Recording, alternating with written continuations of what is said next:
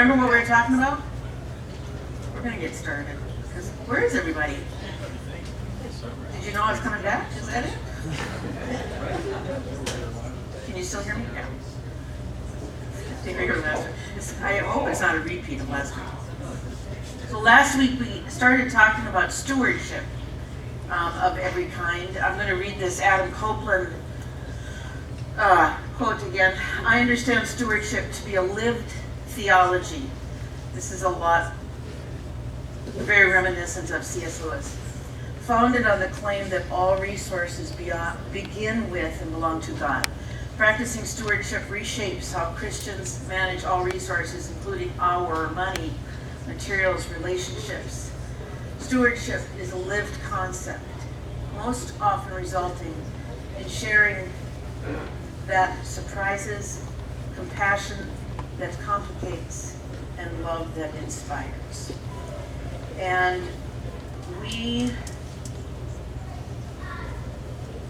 this was the last thing we did, I think, as a group. How do you spend your time? And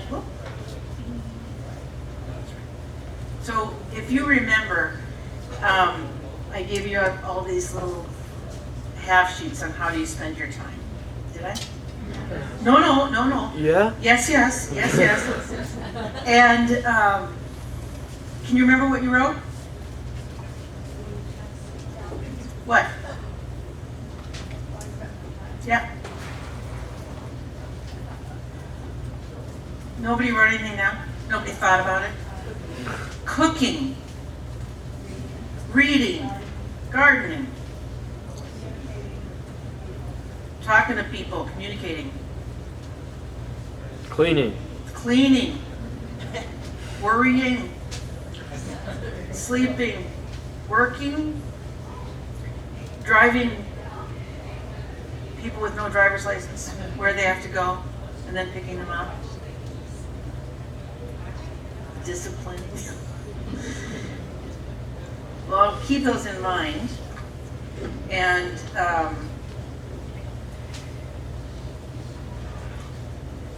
so we talked about time. That was really the first of our list of things that we take care of. And in relationships, did we talk about this slide last week? No. Good. What are we doing to protect and grow the relationships we have with our family and with our friends? How do we nurture these relationships? This is a good week to talk about that. Who's getting together with family this week? Who's doing the cooking and cleaning already for that? Well, I haven't started yet. I was just saying I haven't bought a turkey and Ann says there's still some out there, so I just fingers crossed. I've tried to switch over to ham, but nobody will let me. I have a center of gravity of our families in the Twin Cities. And then I'm in Rochester, and then I have a brother that's in Washington, D.C. We see him a couple times a year. And I see my family, who I would say I have a great relationship with. We have no issues in communicating or anything like that. But I see them like 4 times a year. And I sometimes feel sorry for myself that they don't come down to my house more than on Thanksgiving. Because the distance between my house and their house is the same as from their house to my house. But so I get a little resentment. And but they do have a center of gravity up there. And if I want to see them, I should just go see them, right? Do you wonder about an old friend that you haven't talked to for a long time? Why don't they call me? Why do you call them? So it takes two. And I think we have a lot of, I went to a Stephen Covey workshop once, and it was talking about caring for each other in the workplace. And it gave this visual representation to me of 2 jars with beans in them. And when you said hi to someone or open the door for someone, you put a bean in their jar, from your jar to their jar. They respond, they put a bean in your jar. And I think sometimes we encounter someone who needs all the beans.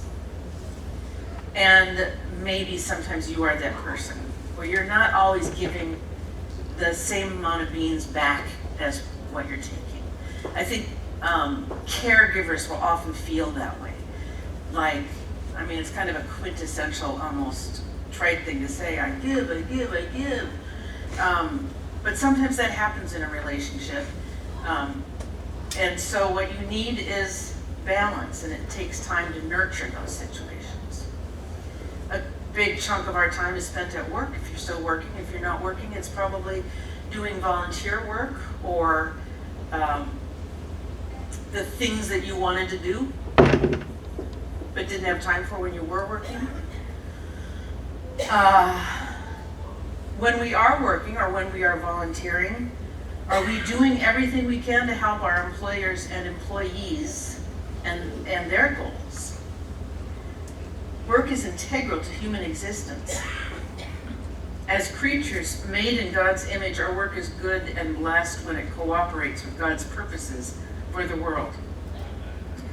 God blesses us with the capacities to do good work. A lot of people in this room are somehow related to the medical profession. It is God's work, quite literally. But is your other work, if those of us who are not in medicine or teaching, are we doing God's work at our work? How do we identify that? We work for a lot of reasons. Maybe we have the luxury of saying, I want to do something important. Maybe we don't. A lot of us work for subsistence. We work in order to live. We work to enhance our lives. It's socially valued and contributes to a person's sense of well-being, identity, and self-esteem. There's nothing better than having someone reward you for something that you uniquely are capable of doing. Or just paying you because you're doing something for them. That is, it in our culture, I think maybe universally, it is important to our identity and self-esteem. Work is a form of service. When we care for ourselves by living fully into our callings, we are also stewards of God's creation. A little bit about history. How can we protect and share the history of our family, community, and nation? I have, through no fault of my own, become kind of the archivist of family history in our family. Well, obviously in my family. And so when someone finds old pictures, they just send them to me, figure out who these people are. Or they call me and say, when did this happen? My nieces and nephews don't have a deep interest in what happened in Norway because the here and now is of most importance to them. But what in your family history do your children not know? What about your own personal history? I don't think I have any stupid stories of my childhood that Ben hasn't heard, but one will come up every once in a while. And preserving those stories, even if they're silly ones, is only possible if you take the responsibility for it. What do your children know? What do your grandchildren know of your faith history? Of your grandparents' faith history? I think all of these things make who we are and take a little bit of effort to protect. One of the things we take care of is our reputation. We personally as well as collectively are always creating a reputation. What will your legacy be? How will you be known? How are you sharing this responsibility with your family and community? What do you say or post or like or share on social media? All of that has to do with your reputation. We work and we get awards. All of that is sort of a tangible and positive aspect of our reputation. Well, let's say you for some reason get fired from a job for something you did? How do you protect your reputation through that? And I don't mean to cover it up, but how do you carry that with you and learn from it and make sure that those who are looking at your reputation can learn from that? We'll talk a minute about something, but I think this is okay. Your mother may have said don't do or say anything you don't want in the evening news. Well, I've never said that to Ben because he doesn't watch the evening news. And he doesn't really probably care about it, but he's a good boy. So, but has Ben done stuff that he didn't want on the evening news? Yeah. Yeah. Have I? Yeah. Have I liked a Facebook post that I didn't need to necessarily go there on? Yeah. What we do online is permanent and a lot farther reaching than you want it to be. And even if it is just sharing a story, is it true? Well, we know that social media stories are not always true, and maybe they shouldn't be shared, even if they are interesting or more likely shocking. So we get to the digital footprint. How do you protect your digital footprint?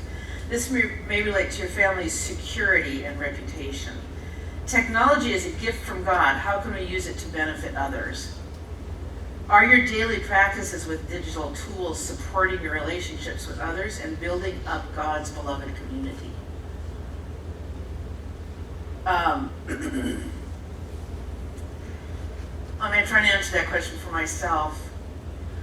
Probably not. I try to be responsible, but do I see that as a part of my life mission or my responsibility in the world?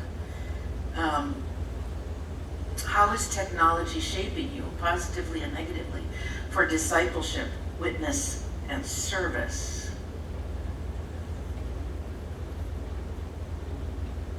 We leave a digital footprint in the digital world, but what kind of footprint is technology leaving in our lives? I think that's a really important question, because I've had many friends that have stepped away from all social media because it was ruining their lives.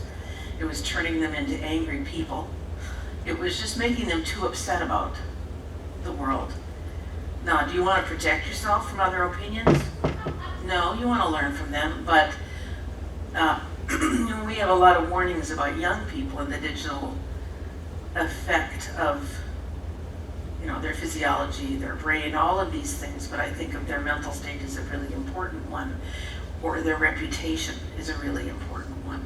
What is that doing to you, and what control do you have over it? Can you just step away from that? Is that a reasonable thing to do? I think as older adults, it kind of is reasonable and easy. But if you're a teenager, is it reasonable? Can you expect that? Can you? If you've got teenagers in your lives, they have a connection to the world. And that isn't their digital footprint. I'm saying this as Ben is on his phone. That is their connection to the world. And they're part of their social life. Is it right to remove that completely? I don't have any of the answers to these questions. But I think that footprint on my life and maybe my family's life is a lot deeper than what we would want it to be. Without God, we would be nothing. God knit us and formed us, and in God we are wonderfully made. Physical health is mostly in your hands. Obviously, there are genetic reasons why it's not in your hands. How do you protect your health? Name one thing. Go to the Don't doctor. smoke, exercise. What? Healthy diet. You go to the doctor. You get checkups. breathe deeply, you sleep. Some of us do. What do you do for your future self? How are you preparing for your future physical health? Saving Maybe for all those same retirement. things to ensure a long life. If you want a long life. Maybe you live in a house that is safe for you and you don't have a chance of falling. And what do you do for your family's health? You teach them. Did I hear someone say pray? Good. You teach them, you feed them right, you model good behavior, you buy health insurance. God gives life and breath to all things, for in him we live and move and have our being. How strong is your mind? Is it as strong as it was 10 years ago? And It doesn't work as good. oh, I'd like to think it's still going to but my retrieval system is significantly slow. what about your husbands? It's good to have a spouse because together we can function as one unit. But I don't remember she does. I'm in trouble. I don't know. Other people's memories are not always right. That's true, we don't always remember the same things. But I'm right. Yeah. So you eat, right? You exercise. You sleep. You get your flu shot. You get your shingles shot. What are you doing to grow your knowledge and grow your mind? Keep reading. Coming to ZED. I mean, that's true. It's like a little mini class every week. What else? Go to lectures. Go to lectures. Get to know younger people. Get to know young people. You listen to candidate debates.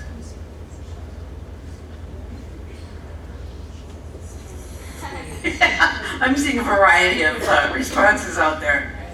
Well, what I'm thinking, actually what I was not thinking about candidates today, I was thinking about talking to people, because good, authentic, deep conversation provides more thought, things to think about. And social, actual face-to-face social activity is pretty important. Yes? I was talking to a friend recently who said, you know, we spend a lot of time now talking about retirement plans, making sure you have your finances in shape and you've thought of your legacy and all of those things. But this person's thought was maybe we need to have a really specific retirement plan about caring for ourselves physically and mentally. You know, maybe our retirement. Well, that doesn't do any good. So maybe our retirement plans, we need to think more broadly and be really intentional about staying healthy and staying alert, staying connected. That, you know, maybe not just the financial part of retirement planning, but really thinking about the personal part. I thought that was. So, Ann's comment, in case the camera didn't get it, was we are pretty intentional about retirement plans, primarily financial issues, but maybe we need to be more intentional about the other aspects of our life, about making sure that we are keeping mentally fit. You know, there was a lot of news about brain plasticity and stuff, how you need to keep your brain working as you get older, and doing crossword puzzles is going to eliminate your chance of getting Alzheimer's disease and all these things. But I think the point there is to keep this muscle working like you keep the other muscles working. Yeah, that's spoken from a doctor's point. So as we are stewards of all these things in our life, we are stewards of our own faith and spirituality. Your faith may be strong, its strength may vary. You may feel spiritual but not religious. How many times have you heard that? SBNR. How many of your friends have said, "Oh, that I'm SBNR"? Well, they don't say SBNR. I'm spiritual but not religious. Well, What does that mean? And what is your practice for that? And I don't mean to challenge people that don't have a faith in God, but they really are spiritual. But I would like to know what that means. I think it is harder if you're not a part of a faith community to keep practicing spirituality. This is kind of set up to help us keep going because we've got a community, we've got fellowship, we've got readings, we've got all of these small groups and ZED talks. Without this, I think it would be harder. It certainly would for me to maintain a practice of spirituality, and maybe even sometimes if we are a part of this community. Spiritual disciplines in our lives, prayer, participation in public worship, gratitude. We've read a lot of research lately, maybe you're a part of it, on how important gratitude is almost on a cellular level. How expressing gratitude for things on a daily and practice daily can really change how you think in your outlook and how you go about your day. A fellowship in a community of faith, self-examination, self-discipline, self-offering. What other spiritual practices or disciplines do you have? Who runs or does other aerobic regular activity? Skis, runs, skates, bikes. What happens during those long runs? A lot of thinking. Or no thinking. Or even better, no thinking. Just watching your feet hit the pavement. How do your feet always know where to Listen to land? music balls. Yeah. Listening to music. It transports you, doesn't it? Even listening to audiobooks. I find in the car, if I'm listening to the National Public Radio, I'm listening to every word.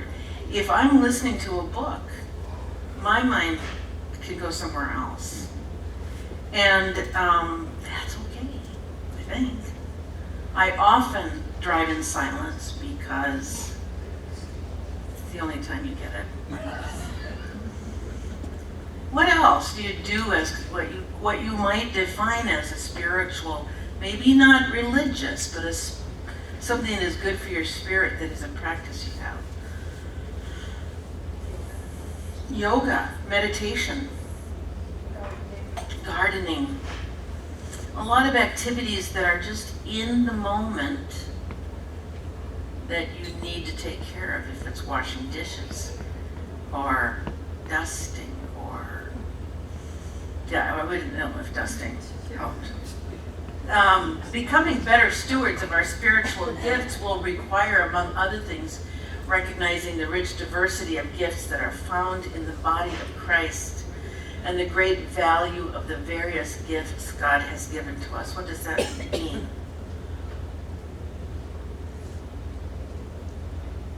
Why did I include that there? And I'm not asking so that I can prompt discussion. I can't remember. So it broadens your thinking, and you recognize that people approach their spirituality differently. And I'm not downplaying when someone says they're spiritual but not religious, that they really are just plain not doing anything. But I'm just saying it's a lot easier to be a part of a church. I cited an application because I had to look around. Well, that's big. Yeah. But that's good.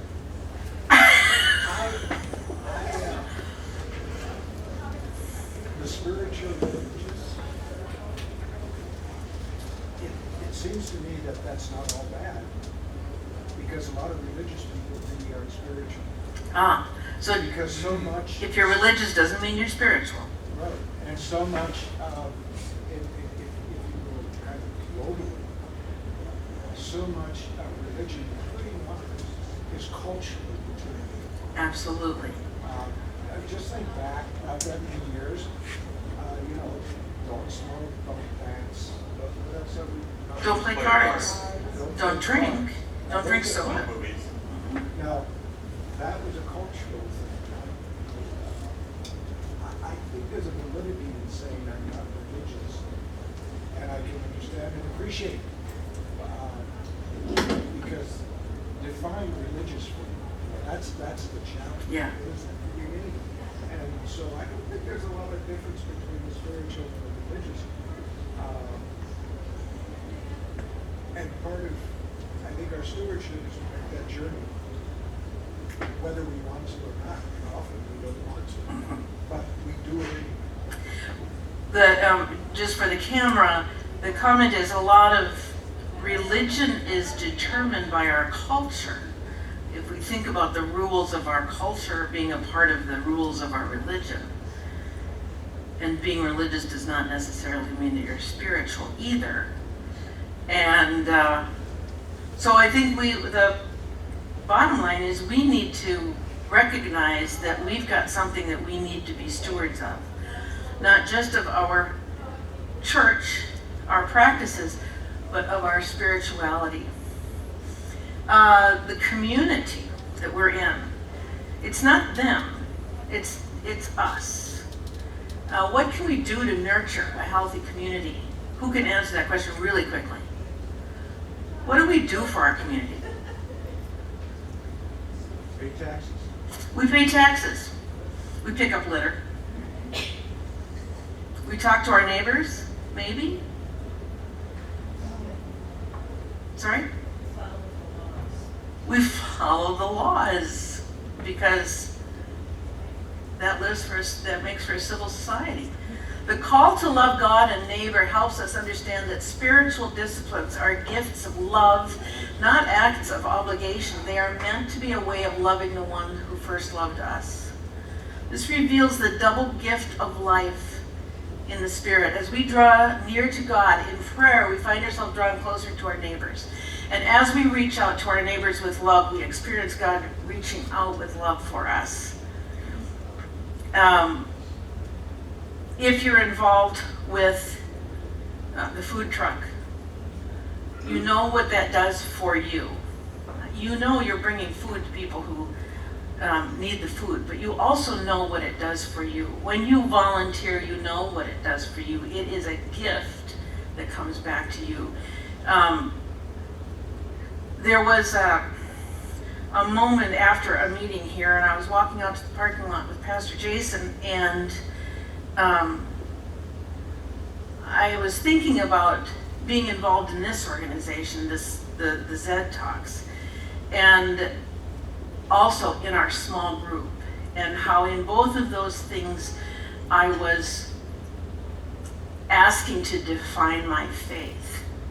And I don't know that I had been asked to put that into words that many times in my life. But as I did that, and I thought through it, and I put all of those thoughts and feelings and history and reputation and culture and all the things that made up what I thought of, that made up what Enid as a Lutheran was, I realized that it gave me faith. It gave me an attachment to something that was there that I didn't realize. And it deepened my faith just by making me talk about it. Well, Pastor Jason said, well, Enid, that was the Holy Spirit. And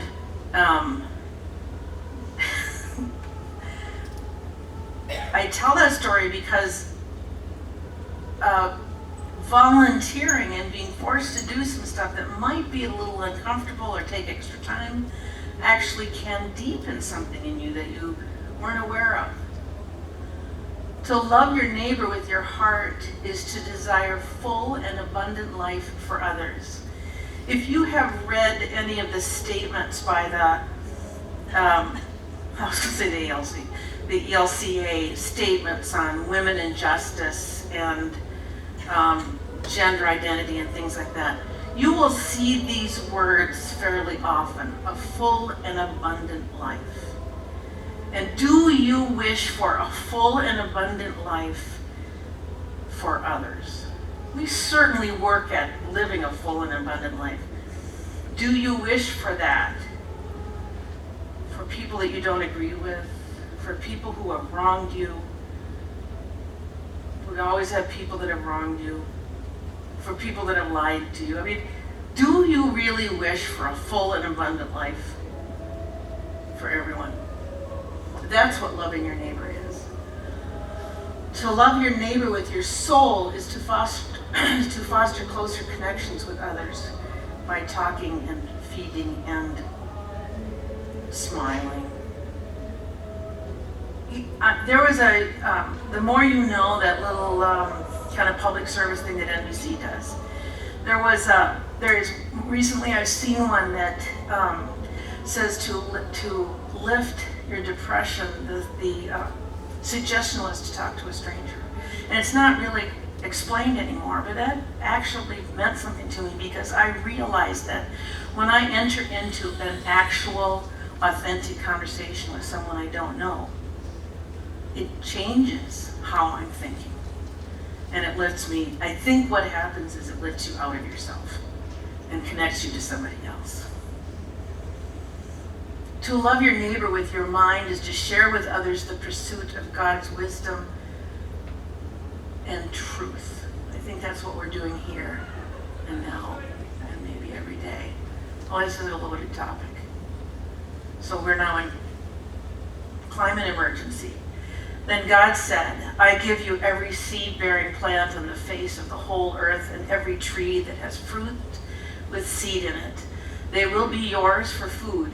And to all the beasts of the earth, and all the birds in the sky, and all the creatures that move along the ground, everything that has the breath of life in it, I give you every green plant for food. What are you doing to the environment? Whose responsibility is it? Who recycles? Everybody's responsible. Y'all recycle. But you're recycling in a plastic bag? Don't do that. It becomes trash. What is your role in ensuring a healthy ecosystem? All these are really important. These last two questions I want to focus on a little bit. What is your role in destroying the environment? We talk about all these little things, and it's a drop in the ocean, but everything counts, and we recycle, and we properly throw away our trash, and we pick up litter, and you turn off the water when you're brushing your teeth, and all of those little things count. What are you doing that works in the opposite direction?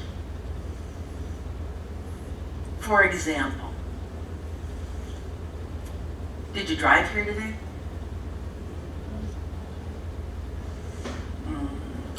You have the heat going in your house when you're not there?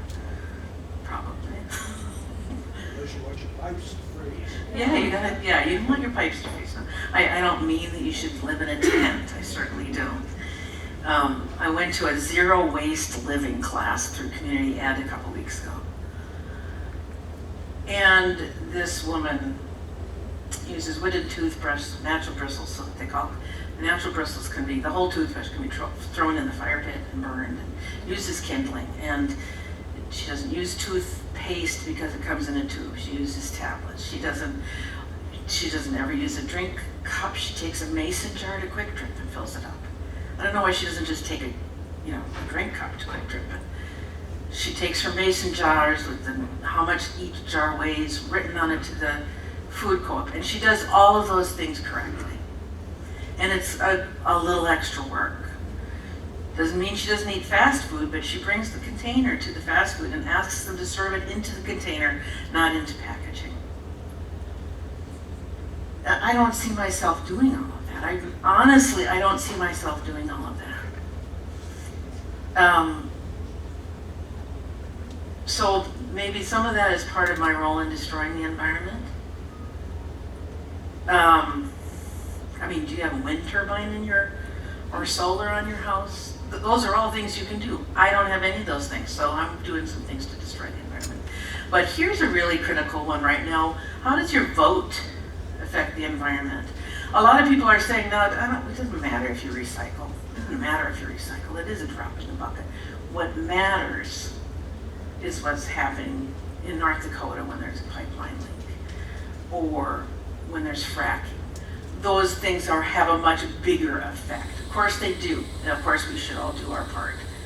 But I think your vote does affect the environment. As stewards of all creation, God calls on us to take responsibility for what has been given to us, and that's true of all of the things we've been talking about. A biblical view of stewardship can be consciously defined as utilizing and managing all resources God provides for the glory of God and the betterment of His creation. Waste less, eat simply, support farmers. So then there's the beef question. That's kind of a loaded one.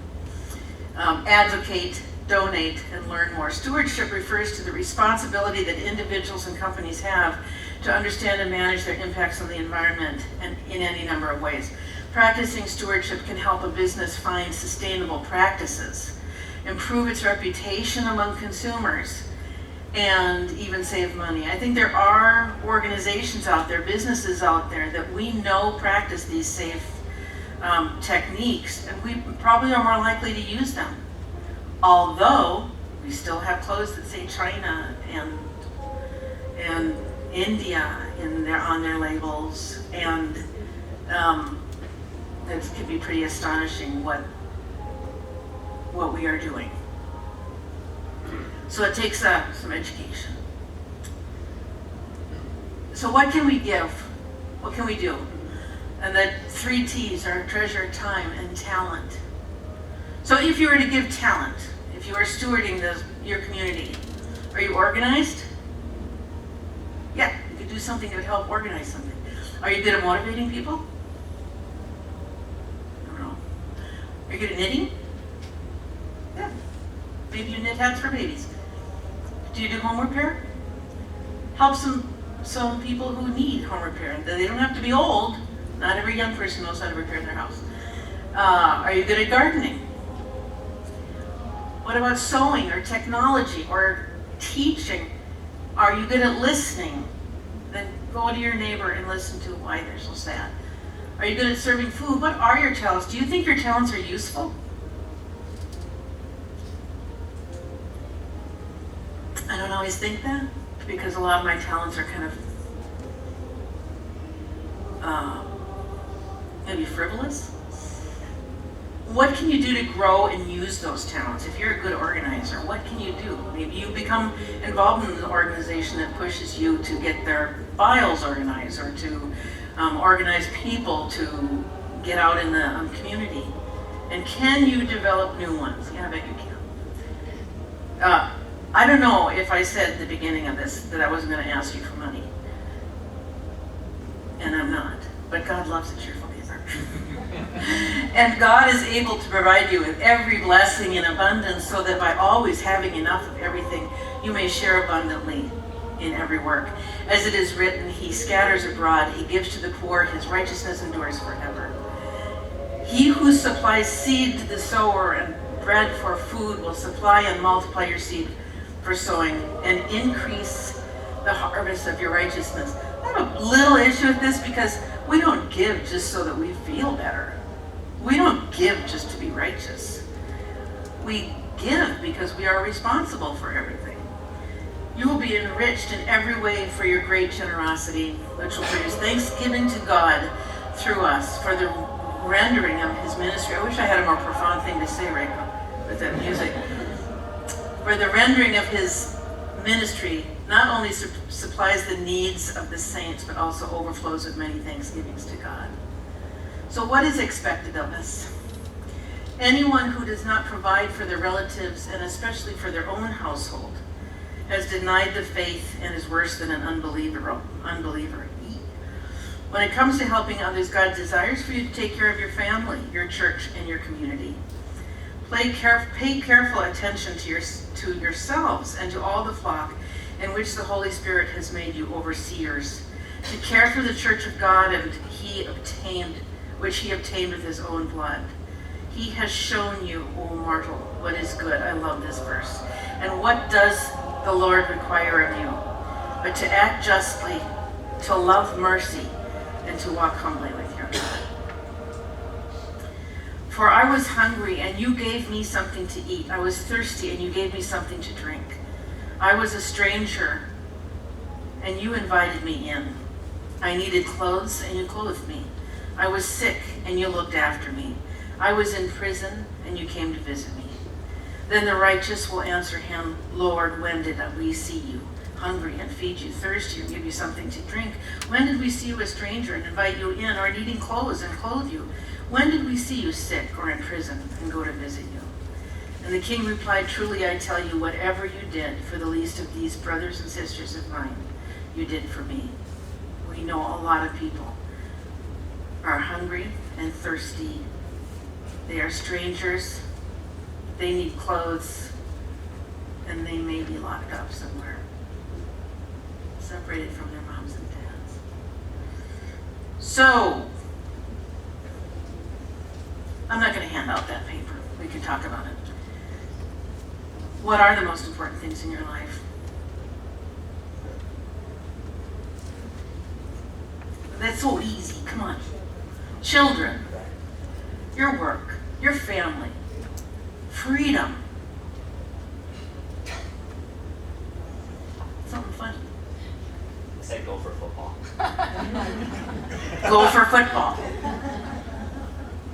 And then, well, then for your last week's form, did you write go for football on how you spend your time?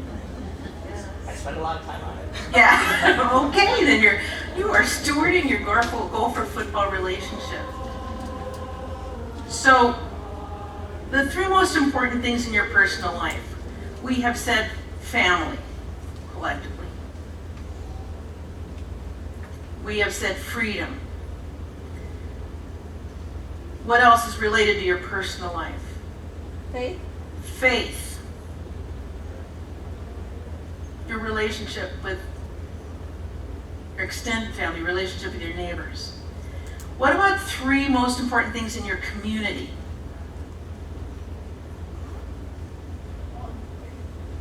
Sorry? Volunteering. It's important to do that. People in need in your community. Safety. Education.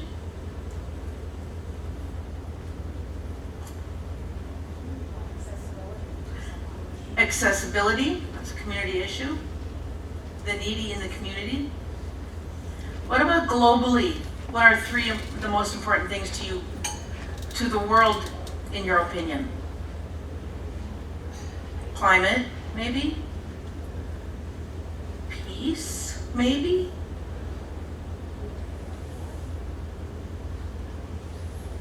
Conversion? Boy, that's not this church, is it? In another church it might be. I thought I'd throw that out just to see what people's faces did.